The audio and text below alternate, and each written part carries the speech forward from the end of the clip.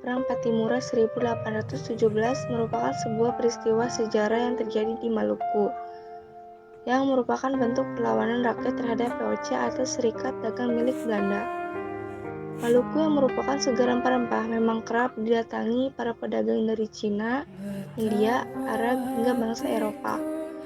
Hal inilah yang membuat VOC datang dan Belanda resmi menguasai Maluku dan membawa kesengsaraan bagi rakyat.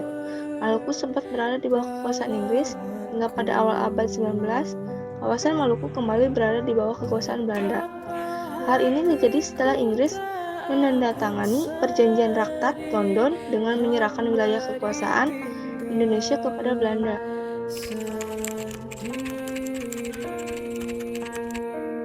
Dalam buku Sejarah Indonesia Modern 1200-2004, 1981 karya MC Reclef disebutkan beberapa alasan munculnya perlawanan masyarakat Maluku terhadap Belanda pada 1817. Pertama, salah satunya adalah tindakan sewenang-wenang dari Residen Sapurua, Van den Berg yang membawa kesengsaraan bagi rakyat Maluku, karena kerja paksa yang sebelumnya dihapus pemerintah Inggris justru kembali diberlakukan.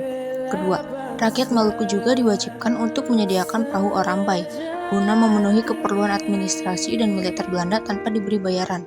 Ketiga, selain di Sapurua, rakyat Maluku di tempat lain juga diharuskan untuk menyerahkan ikan asin, kopi, dan hasil laut lainnya kepada Belanda.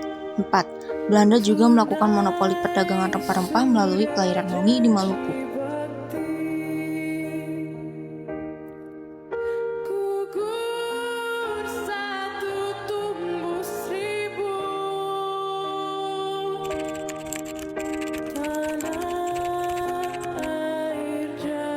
Mei 1817, rakyat Maluku mengadakan pertemuan rahasia untuk membahas rencana perlawanan terhadap Belanda.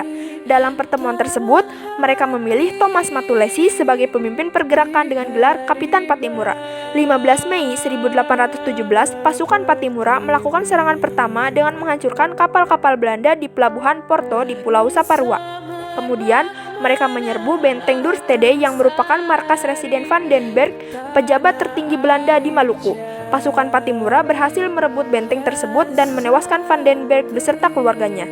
Juni 1817, pasukan Patimura melanjutkan perlawanan mereka dengan menyerang benteng-benteng lain milik Belanda di Pulau Haruku, Nusa Laut, Seram, Buru, dan Ambon. Mereka juga mendapat dukungan dari raja-raja setempat seperti Raja Hitu dan Raja Ternate.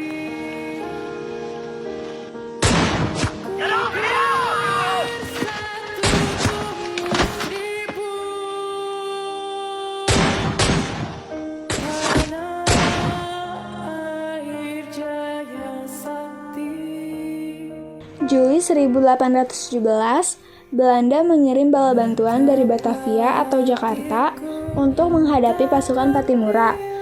Pasukan bala bantuan tersebut dipimpin oleh Mayor Betjes. Mereka berhasil merebut kembali benteng Dorstede dan menangkap beberapa pejuang Maluku. Agustus 1817, Belanda terus melakukan serangan balasan terhadap pasukan Patimura. Mereka berhasil menguasai kembali beberapa pulau dan benteng yang sebelumnya dikuasai oleh pasukan Patimura. Mereka juga melakukan pembantaian dan penangkapan terhadap rakyat Maluku yang diduga terlibat dalam perlawanan. September 1817, pasukan Patimura mengalami kekalahan besar di Pulau Nusa Laut. Mereka terkepung oleh pasukan Belanda dan banyak yang gugur dalam pertempuran. Salah satu pejuang yang tewas adalah Christina Martha Tiahahu, putri dari Kapitan Paulus Tiahahu yang merupakan salah satu tokoh perlawanan Maluku. Desember 1817, pasukan Patimura terus berjuang meskipun dalam keadaan terdesak. Mereka bersembunyi di hutan-hutan dan gunung-gunung di Pulau Saparua. Namun, akhirnya mereka berhasil dilacak dan ditangkap oleh pasukan Belanda. Kapitan Patimura sendiri ditangkap pada tanggal 6 Desember 1817 di desa Aboru. 16 Desember 1817, Kapitan Patimura diadili oleh pengadilan militer Belanda di Benteng Victoria di Ambon. Ia dinyatakan bersalah dan dijatuhi hukuman mati dengan cara digantung. Hukuman tersebut dilaksanakan pada tanggal 16 Desember 1817 di depan umum.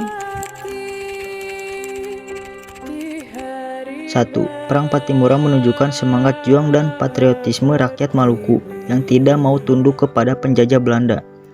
Peristiwa ini menjadi salah satu inspirasi bagi pergerakan nasional Indonesia dalam memperjuangkan kemerdekaan.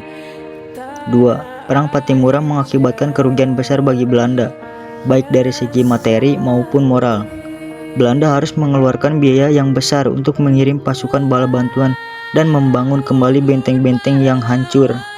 3. Belanda juga harus menghadapi kritik dan protes dari masyarakat internasional atas kekerajaman dan pelanggaran hak asasi manusia yang mereka lakukan terhadap rakyat Maluku. 4. Perang Patimura meninggalkan warisan budaya dan sejarah yang berharga bagi Maluku dan Indonesia. Beberapa warisan tersebut antara lain adalah lagu-lagu perjuangan monumen, nama-nama jalan, dan pahlawan-pahlawan nasional yang diabadikan dalam ingatan bangsa.